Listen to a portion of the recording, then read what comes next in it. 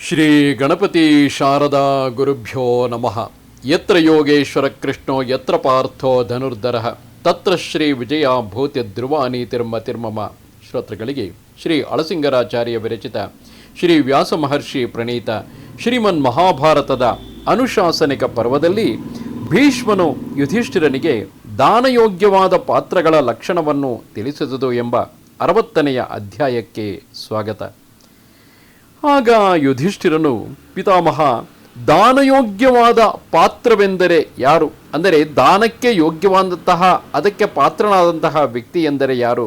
ಅವನು ಬ್ರಹ್ಮಜ್ಞನಾದ ಸನ್ಯಾಸಿಯೇ, ಬ್ರಹ್ಮಚಾರಿಯೇ, ಗೃಹಸ್ಥನೇ? ಆತನು ಹೇಗಿರಬೇಕು ಎಂದು ಕೇಳಿದಾಗ ಭೀಷ್ಮರು, ಯುಧಿಷ್ಠಿರ, ಸನ್ಯಾಸಿಯಾಗಿದ್ದರು, ಗೃಹಸ್ಥನಾಗಿದ್ದರು, ಸ್ವಧರ್ಮದಿಂದ ಇರತಕ್ಕವನು ದಾನಯೋಗ್ಯನೇ. ಅವರಿಬ್ಬರು ತಪಸ್ವಿಗಳೇ ಎನಿಸುವರು.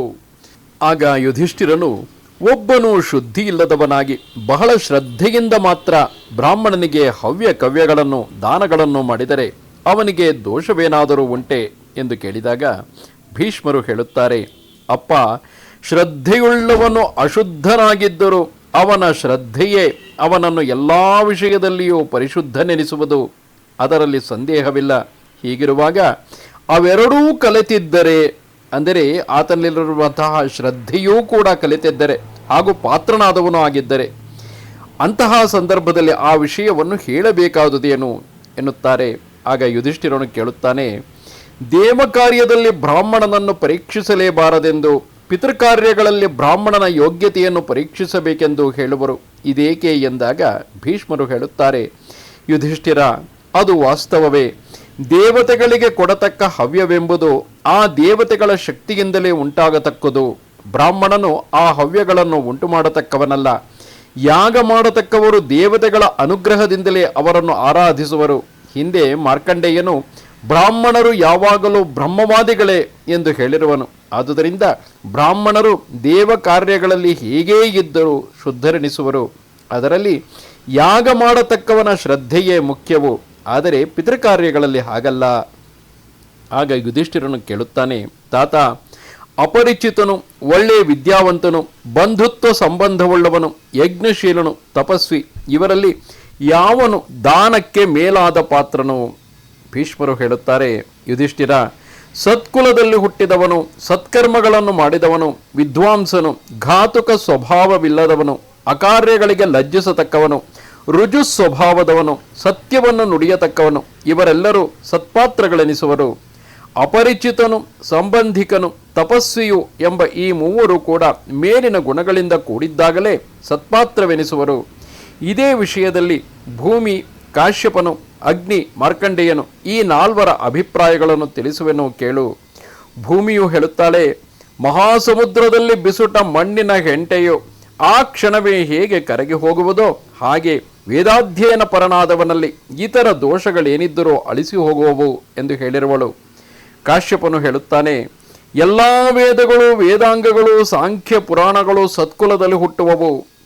ಈ ಎಲ್ಲ ಗುಣಗಳು ಒಬ್ಬನಲ್ಲಿ ಕಲಿತಿದ್ದರೂ ಒಳ್ಳೆಯ ನಡತೆ ಇಲ್ಲದ ಬ್ರಾಹ್ಮಣನನ್ನು ಈ ಒಂದು ಕರೆಯೇರಿಸಲಾರವು. ಅಗ್ನಿಯು ಹೇಳುತ್ತಾನೆ, ಅಧ್ಯಯನ ಮಾಡಿ ತಾನೇ ಪಂಡಿತನೆಂದು ತಿಳಿದು ತನ್ನ ವಿದ್ಯೆಯ ಹೆಮ್ಮೆಯಿಂದ ಇತರರ ಕೀರ್ತಿಯನ್ನು ಕೆಡಿಸತಕ್ಕವನು ಬ್ರಹ್ಮಹತ್ಯೆಯ ದೋಷವನ್ನು ಹೊಂದುವನು. ಅಂಥವನಿಗೆ ಪುಣ್ಯಲೋಕಗಳು ಅಷ್ಟಕ್ಕೆ ತೀರಿದಂತೆಯೇ ಆಗುವವು ಎಂದನು. ಆಗ ಮಾರ್ಕಂಡೇಯರು, 1000 ಅಶ್ವಮೇಧಗಳನ್ನು, ಸತ್ಯವನ್ನು ಒಂದು ತುಲೆಯಲ್ಲಿ, ಅಂದರೆ ತಕ್ಕಡಿಯಲ್ಲಿ ತೂಗಿ ನೋಡುವಾಗ ಆ ಯಜ್ಞಗಳು ಸತ್ಯದ ಅರ್ಧ ಭಾಗಕ್ಕೂ ಸಮಾನವಾಗಲಾರದು ಎಂದನು.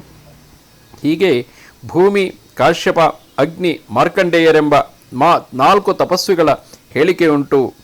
ಈ 4 ಹೀಗೆಂದು ಹೇಳಿ ಹೊರಟು ಹೋದರು.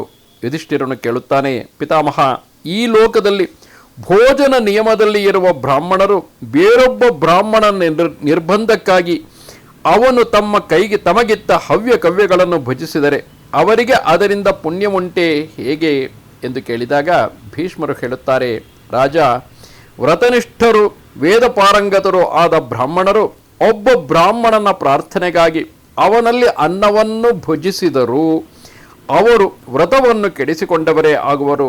ಆದರೆ ಅನ್ನವನ್ನು ಇಕ್ಕಿದವನಿಗೆ ಅದರಿಂದ ದೋಷವು ಬಾರದು. ಯುಧಿಷ್ಠಿರನು ಕೇಳುತ್ತಾನೆ, ಧರ್ಮಕ್ಕೆ ಅನೇಕ ದ್ವಾರಗಳು ಅನೇಕ ಫಲಗಳು ಉಂಟಲ್ಲವೇ, ಅದನ್ನು ನಿಶ್ಚಯಿಸಿ ತಿಳಿಯುವ ಬಗೆಯೇನು, ಅದನ್ನು ನನಗೆ ತಿಳಿಸಬೇಕು ಎಂದಾಗ ಭೀಷ್ಮರು ಹೇಳುತ್ತಾರೆ, ಯುಧಿಷ್ಠಿರ, ಅಹಿಂಸೆ, ಸತ್ಯ, ಅಕ್ರೋಧ, ಪರರಿಗೆ ಕೇಡನ್ನು ಬಯಸದಿರುವುದು, ಇಂದ್ರಿಯ ನಿಗ್ರಹ, ರುಜುತ್ವ ಎಂಬಿವು ಧರ್ಮದ ಪ್ರಧಾನ ಲಕ್ಷಣಗಳು.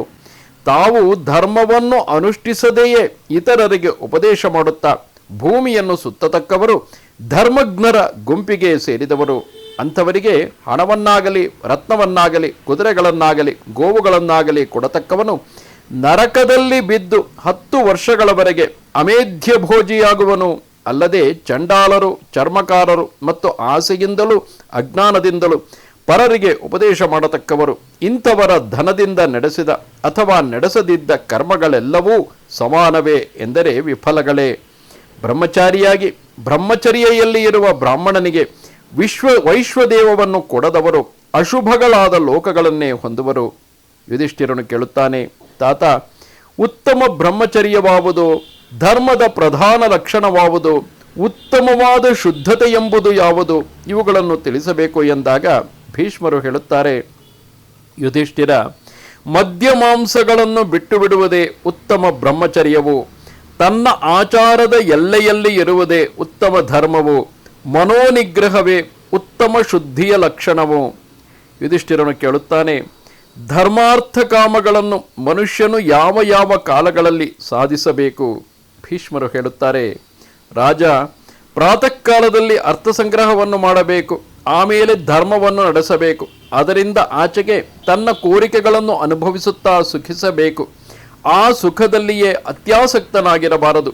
ಬ್ರಾಹ್ಮಣರನ್ನು ಗೌರವಿಸಬೇಕು, ಗುರುಗಳನ್ನು ಪೂಜಿಸಬೇಕು, ಎಲ್ಲ ಪ್ರಾಣಿಗಳಿಗೂ ಅನುಕೂಲನಾಗಿ ಮೃದು ಸ್ವಭಾವವುಳ್ಳವನಾಗಿ ಪ್ರಿಯವನ್ನೇ ನುಡಿಯತಕ್ಕವನಾಗಿರಬೇಕು. ಸ್ವಕಾರ್ಯಕ್ಕಾಗಿ ಸುಳ್ಳಾಡುವುದು, ಪ್ರಭುಗಳಲ್ಲಿ ಇತರರ ಮೇಲೆ ಚಾಡಿ ಹೇಳುವುದು, ಗುರುವಿನ ಮನಸ್ಸಿಗೆ ಖೇದ ಉಂಟಾಗುವಂತೆ ಹಠ ಮಾಡುವುದು, ಇವೆಲ್ಲವೂ ಬ್ರಹ್ಮಹತ್ಯೆಗೆ ಸಮವಾದವು. ಪ್ರಭುಗಳನ್ನು, ಪಶುಗಳನ್ನು ಕೈ ಎತ್ತಿ ಹೊಡೆಯಬಾರದು, ಇವೆರಡೂ ಭ್ರೂಣ ಹತ್ಯೆಗೆ ಸಮವಾದವು. ಅಗ್ನಿಯನ್ನು, ವೇದಗಳನ್ನು ನಿಂದಿಸಿ ನಿರಾಕರಿಸುವುದು, ಬ್ರಾಹ್ಮಣರನ್ನು ರೇಗಿಸುವುದು, ಇವು ಬ್ರಹ್ಮಹತ್ಯೆಗೆ ಸಮಾನಗಳೇ. ಯುಧಿಷ್ಠಿರನು ಕೇಳುತ್ತಾನೆ, ತಾತ, ಸಾಧುಗಳಾದ ಬ್ರಾಹ್ಮಣರೆಂದರೆ ಯಾರು? ಎಂಥವರಿಗೆ ದಾನ ಮಾಡುವುದರಿಂದ ಫಲವು ಅಧಿಕವಾಗುವುದು? ಎಂಥವರಿಗೆ ಭೋಜನವನ್ನಿಕ್ಕಬೇಕು? ಭೀಷ್ಮರು ಹೇಳುತ್ತಾರೆ, ಶಾಂತರು, ಜಿತೇಂದ್ರಿಯರು, ಸತ್ಯವನ್ನು ಬಿಡದವರು, ಧರ್ಮರತರು ಆದವರೇ ಸಾಧುಗಳಾದ ಬ್ರಾಹ್ಮಣರೆನಿಸುವರು. ಅಂಥವರಿಗೆ ಮಾಡಿದ ದಾನವು ಅಧಿಕ ಫಲವನ್ನು ಕೊಡುವುದು. ಡಂಭವಿಲ್ಲದವರಾಗಿ, ಎಲ್ಲವನ್ನೂ ಸಹಿಸಿಕೊಳ್ಳತಕ್ಕ ಕ್ಷಮಾಶೀಲರಾಗಿ, ಹಿಡಿದ ಕಾರ್ಯದಲ್ಲಿ ದೃಢ ಪ್ರಯತ್ನವುಳ್ಳವರಾಗಿ, ಜಿತೇಂದ್ರಿಯರಾಗಿ, ಸಮಸ್ತ ಭೂತಹಿತರಾಗಿ, ಸ್ನೇಹ ಸ್ವಭಾವವುಳ್ಳವರು ಉತ್ತಮ ಬ್ರಾಹ್ಮಣರೆನಿಸುವರು. ಅಂಥವರಿಗೆ ಕೊಟ್ಟ ದಾನವು ಮಹಾಫಲಪ್ರದವು. ಲೋಭವಿಲ್ಲದವರು, ಶುದ್ಧರು, ವಿದ್ವಾಂಸರು, ಲಜ್ಜಾಶೀಲರು, ಸತ್ಯವಾದಿಗಳು, ಸ್ವಕರ್ಮ ನಿರತರು ಆದ ಬ್ರಾಹ್ಮಣರಿಗೆ ಕೊಡತಕ್ಕ ದಾನವು ಮಹಾಫಲವನ್ನು ಕೊಡುವುದು. ಅಂಗಗಳೊಡನೆ 4 ವೇದಗಳನ್ನು ಅಭ್ಯಸಿಸಿದವರು, ಷಟ್ಕರ್ಮ ನಿರತರು ಆದ ಬ್ರಾಹ್ಮಣರು ಉತ್ತಮ ಪಾತ್ರವೆಂದು ಋಷಿಗಳು ಹೇಳಿರುವರು. ಈ ಮೇಲೆ ಹೇಳಿದ ಗುಣಗಳುಳ್ಳವರಿಗೆ ದಾನ ಮಾಡಬೇಕು. ಅಂಥವರಿಗೆ ಮಾಡಿದ ದಾನವು ಕೊಟ್ಟವನಿಗೆ 1000 ಮಡಿ ಹೆಚ್ಚು ಫಲವನ್ನು ಕೊಡುವವು. ಜ್ಞಾನದಿಂದಲೂ ಶಾಸ್ತ್ರ ಶ್ರವಣದಿಂದಲೂ ಗುಣಶೀಲಗಳಿಂದಲೂ ಕೂಡಿದ ಬ್ರಾಹ್ಮಣನು ಒಬ್ಬನಾದರೂ ಅವನು ತೃಪ್ತನಾದರೆ ಕೊಟ್ಟವನ ಕುಲವನ್ನೆಲ್ಲ ಉದ್ಧಾರ ಮಾಡಬಲ್ಲನು. ಅಂಥವನೊಬ್ಬನು ತೃಪ್ತನಾದರೆ ದೇವತೆಗಳು, ಋಷಿಗಳು ತೃಪ್ತರಾಗುವರು. ಗೋದಾನ, ಧನದಾನ, ಅನ್ನದಾನಗಳನ್ನು, ಇನ್ನೂ ಎಲ್ಲ ದಾನಗಳನ್ನು ಅಂಥವನಿಗೆ ಕೊಡಬೇಕು. ಅದರಿಂದ ದಾನ ಮಾಡಿದವನಿಗೆ ಜನ್ಮಜನ್ಮಾಂತರದಲ್ಲಿಯೂ ಸುಖವುಂಟು. ಸತ್ಪಾತ್ರವೆನಿಸಿದ ಒಬ್ಬ ಬ್ರಾಹ್ಮಣನಾದರೂ ದಾನ ಮಾಡಿದವನ ಕುಲವನ್ನೆಲ್ಲ ಉದ್ಧರಿಸುವನು. ಹೀಗಿರುವಾಗ ಇಲ್ಲಿ ನೆರೆದಿರುವ ಮಹರ್ಷಿಗಳ ಮಾತೇನು? ಪಾತ್ರವನ್ನರಿತು ದಾನ ಮಾಡಬೇಕು.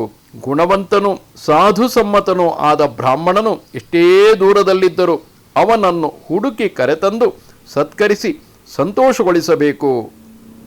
ಇದು ಶ್ರೀಮನ್ ಮಹಾಭಾರತದ ಅನುಶಾಸನಿಕ ಪರ್ವದ 60ನೇ ಅಧ್ಯಾಯವು.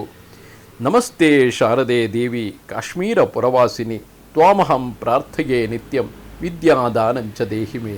ನಮಸ್ಕಾರ.